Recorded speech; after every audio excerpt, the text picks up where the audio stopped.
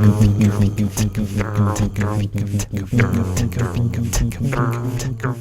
this love assassin keeping you from great relationships? It has certainly been an issue in Julie and my relationship. We're going to talk about negative interpretation this week on Love Ed with Julie and MJ. And negative interpretation, if I can say interpretation, is a deadly love assassin indeed. And by love assassin, we mean a mindset that will stunt your social life and sabotage your ability to thrive in long-term sacrificial relationships. There's probably a million different love assassins we could cover in this series, but we're going to end with this one. And this one's kind of personal. But before I make my little confession, I want to talk about a scene from the movie The Matrix. Ah, I love that movie. Which one? Neo's conversation with the Oracle. The place where she tells him he's not the one. Well, yes, that scene, but no, she doesn't. She doesn't what? She doesn't tell him he's not the one. Oh, yeah. Remember, Okay, you're right. He takes his hands in hers, and she says, "But you already know what I'm going to say." I'm not the one. Is that your Keanu Reeves? I'm not the one. She says, "Sorry, kid. You got the gift, but it looks like you're waiting for something." But she doesn't contradict him. But she also doesn't correct him. She lets him leave her little cute retro kitchen believing, negatively interpreting what he had just, the conversation they just had.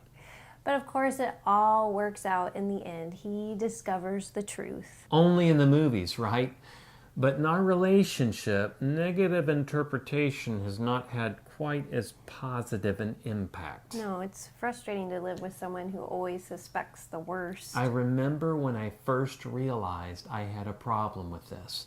I was at a sales seminar, and they put us through an exercise where we had to listen to a voice say various phrases like, "Oh great, you're finally here. Oh great, you're finally here."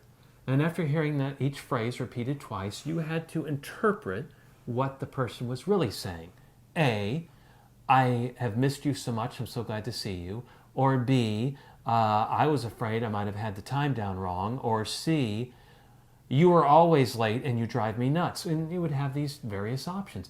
Not only did I almost never interpret the phrase correctly, but pretty much the only time I did interpret it correctly is when the most negative interpretation of what the speaker was saying happened to be the correct interpretation. And so at that point in time, I'm not thinking about sales clients I'm trying to understand. I'm thinking about this lady here.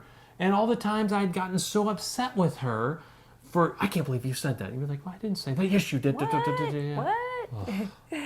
So what's the solution? Well, obviously, it requires a change of perspective and attitude. And what do you think helped you have that change? Well, discovering I had a problem was a good start, but the book Love and Respect really gave us some great perspective. It uses the phrase, think about your partner as a good-willed spouse. You could think good-willed parent or good-willed friend or good-willed roommate instead of not perfect, but wanting the best for you and the relationship. And I remember when we were at a marriage conference, and during the conference they had all the spouses turn and face each other and say, "You are not my enemy." Yes. And it was really helpful to us to know that we weren't alone in our struggle with negative interpretation. Maybe you need to go to your roommate or your boss or your teacher who's getting you an F in cost accounting and say that. But more important, I think it's bigger than having faith in your partner or your friend. It's about having faith in God. And he's even better than the Oracle in The Matrix. Well, even the Oracle knew precisely what she was doing. Though Neo left and she let him leave with him having negatively interpreted their entire interview, he then later in the movie acted on other things that she had said and, of course, wins the day. Jeremiah 29 says God knows the plans he has for us. They're plans to prosper us and not to harm us. If we can trust in him and in his goodness, then we don't have to go through life looking at the negative side of every situation or of people. That's right. God is completely sovereign. Whether the person you're in relationship with, whether it's a boss, roommate, friend, is ill-willed or good-willed towards you, he is able to work everything out for your very best. So let that help you put to death the love assassin of negative interpretation and relate to others from a positive perspective. We hope you've enjoyed this series on Love Assassins. We've had more than a little bit of fun doing it. It's so weird when you do that. Weird when I do what? And that's annoying. No, now there's no need for negative interpretation. Let us know your relationship questions or concerns. We'd love the opportunity to address them in the future. So leave your comments in the comment section below. And join us again next week for Love Ed with Julie and MJ.